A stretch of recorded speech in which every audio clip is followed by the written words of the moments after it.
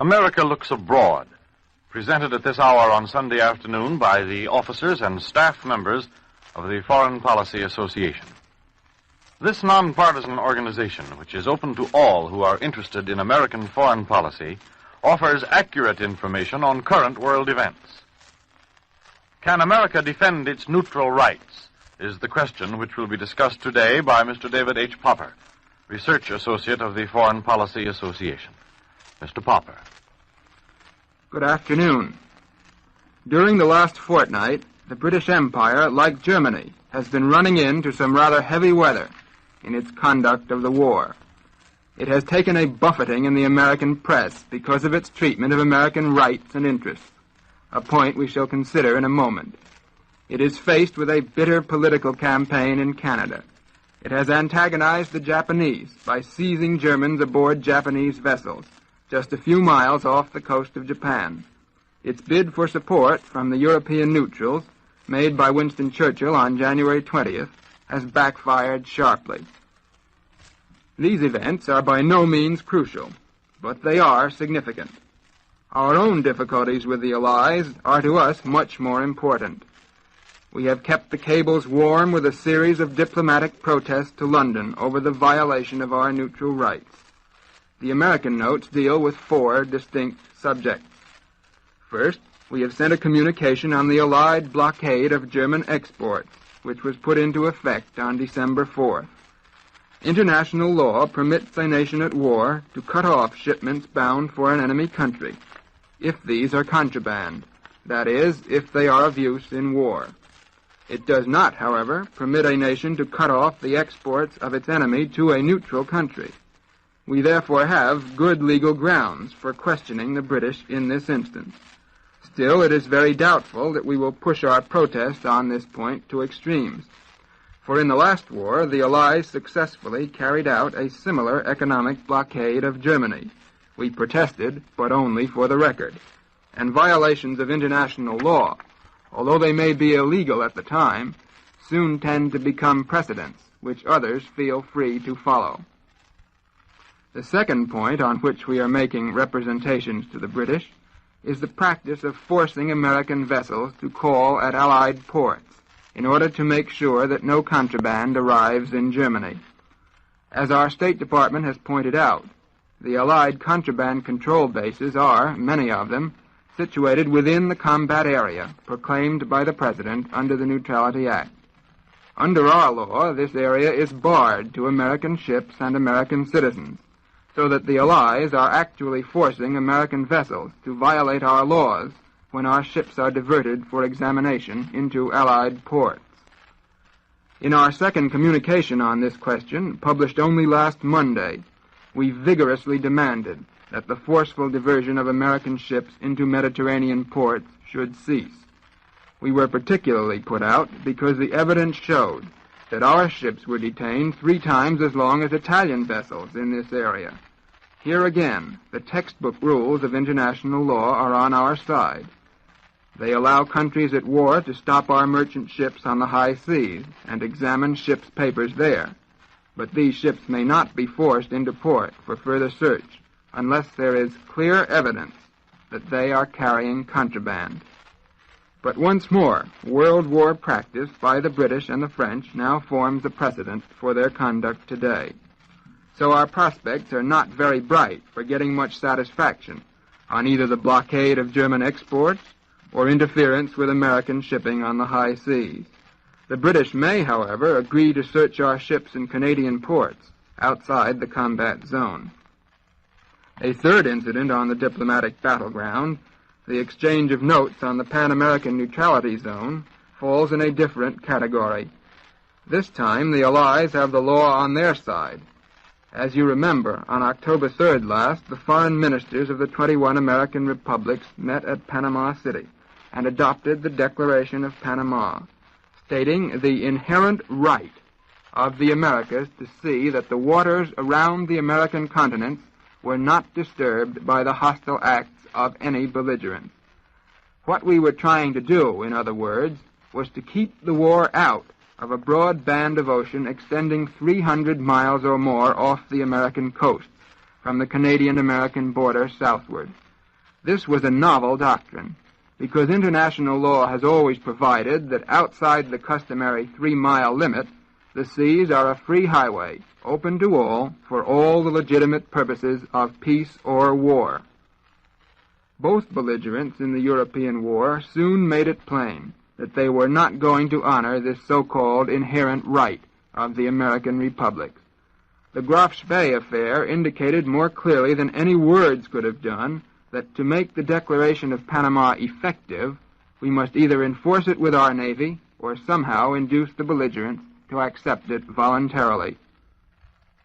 Both Britain and France have sent us notes laying down the terms on which they might possibly agree not to commit hostile acts within the safety belt.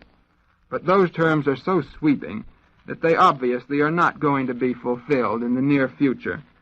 The British note, for example, said that British warships could not be expected to stay out of American waters unless German naval vessels and supply ships were prevented from using the area as a sanctuary where they could take refuge from Allied attack.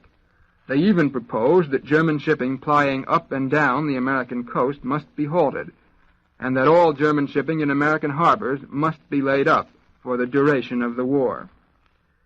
What this means is that the British government will not suspend its warlike activities in the Pan-American Safety Zone, or anywhere else, until the German flag has disappeared from the waters concerned.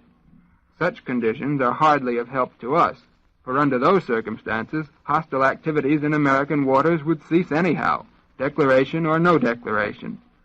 Legally, the Allies are in an ironclad position on this question, and there would seem to be very little we can do to make the safety zone a reality. A more acute controversy has arisen over Britain's removal of American mail from American or other neutral vessels and censorship of letters addressed to neutral countries. We are ready to admit that the British government may open private mails bound for the United Kingdom or normally passing through that country on their way to their final destination. But we do protest strongly against interference with American mails on the high seas and on ships which the British have forced into British-controlled ports. Here again, the law is on our side. In 1907, both Britain and the United States had signed a convention on the subject at The Hague, which provides that the postal correspondence of neutrals or belligerents, and I am quoting, whatever its official or private character may be, found on the high seas on board neutral or enemy ships, is inviolable. But again, the British have reverted to their position of 1914-1918, when exactly the same controversy arose. They argue today, as they argued then, that a nation at war has a right to open mail to find out whether it contains contraband, such as securities, checks, drafts, or industrial diamonds. The British say that there is an organized traffic between the United States and Germany in these financial papers. Far from admitting that their action is illegal, they ask us why we don't protest to the Germans, who sink ships by mine and torpedo without any regard for the safety of either mails or passengers.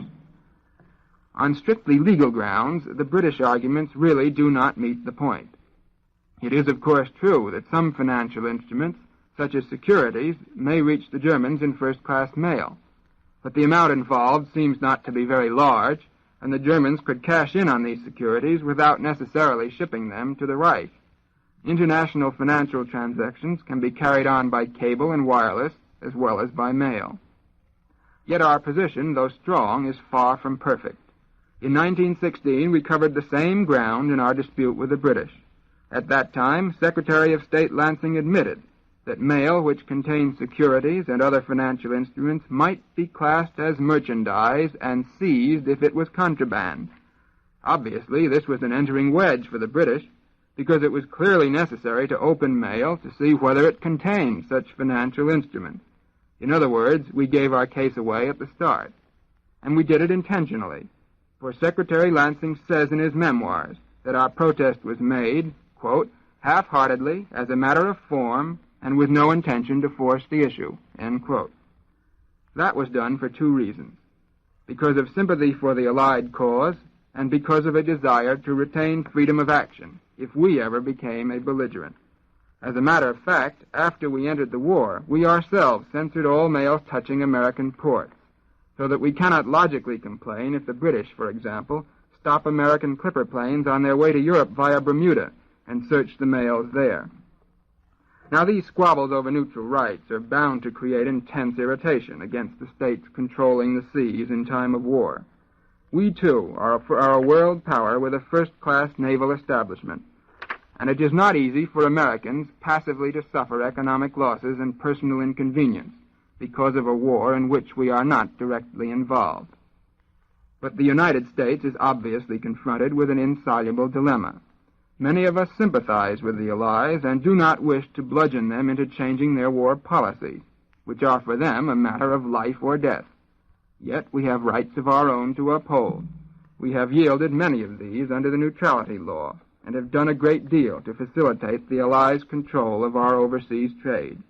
If we suspect that in spite of this, Britain and France are unnecessarily interfering with our affairs, we tend to become irritated, and with good reason. What begins as a minor exchange of diplomatic notes may become a very serious controversy. This was exactly the situation into which we drifted in 1916. After 2 years of protest to both sides in the war, popular indignation against both the Allies and Germany rose toward the boiling point.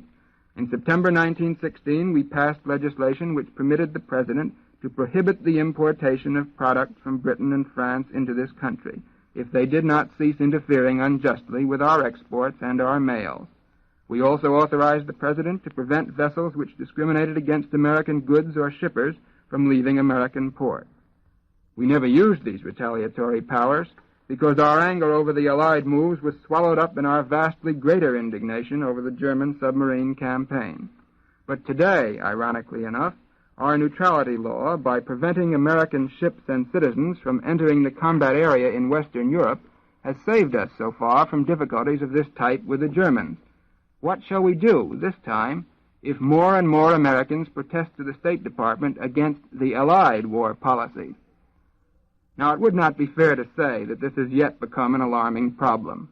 Protection of American neutral rights is only one small portion of our broad foreign policy, which strives to protect many other interests as well. There are those who believe that these interests can best be defended by a policy of strict aloofness from the warring portions of the world. They believe that since we have given up so many of our rights in the Neutrality Act, we ought not logically to fight for any others. We should realize, in other words, that this is a totalitarian war, to be waged by any and all means at the disposal of the belligerents, and we should not resist their measures. Others view the European struggle in a different light. They are convinced of the justice of the French and British cause, and would therefore like to see this country fall in with all measures which would aid the Allies against Germany, even at a considerable cost to ourselves. Eventually, one of these views may well prevail. But meanwhile, Americans are going to clamor for protection of their rights abroad, and especially in an election year, the administration is going to defend these rights on paper.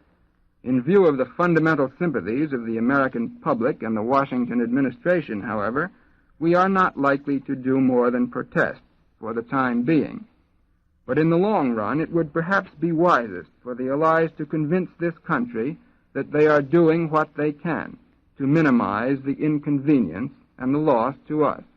Then, with goodwill on both sides, it might be possible to reach agreement on specific questions. We recognize the need for war measures, but we should like to feel that they are no more stringent than necessary. You have been listening to Mr. David H. Popper, Research Associate of the Foreign Policy Association, speaking in the America Looks Abroad series. In the world of today, foreign affairs are your affairs.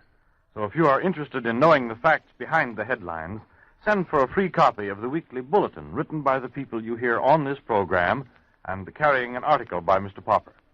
Address your letter or postcard to the Foreign Policy Association, number 8 West 40th Street, New York City. And tune into this station next Sunday at 3:15 to hear another speaker in the series America Looks Abroad. This is the National Broadcasting Company, RCA Building, Radio City, New York.